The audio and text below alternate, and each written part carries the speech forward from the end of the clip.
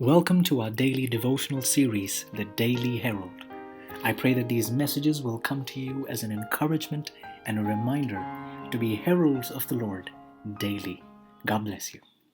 Lord of Heat and Cold, June 12. I see 4 men loose, walking in the midst of the fire, and they are not hurt, and the form of the fourth is like the Son of God. Daniel 3:25.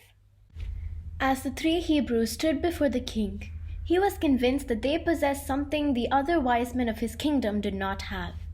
They had been faithful in the performance of every duty. He would give them another trial. If only they would signify their willingness to unite with the multitude in worshipping the image, all would be well with them.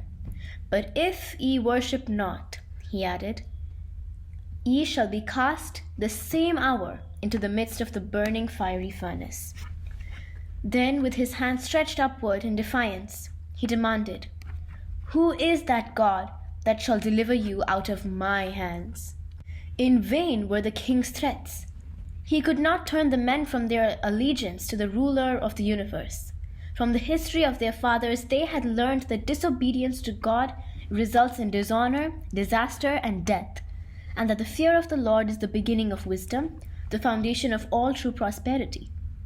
Calmly facing the furnace, they said, O Nebuchadnezzar, we are not careful to answer thee in this matter.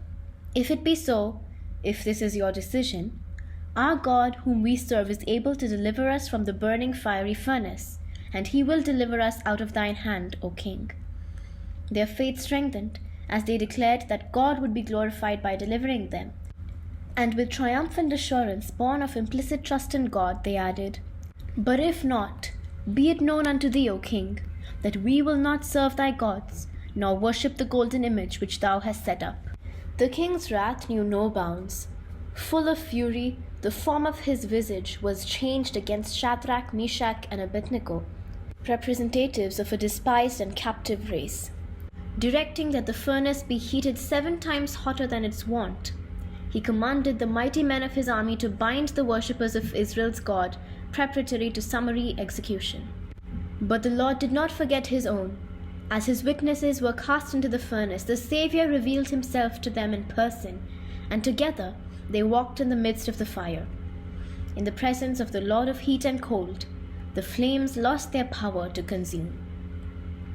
Further reflection. When was it that Jesus met me in the fires of trial and oppression?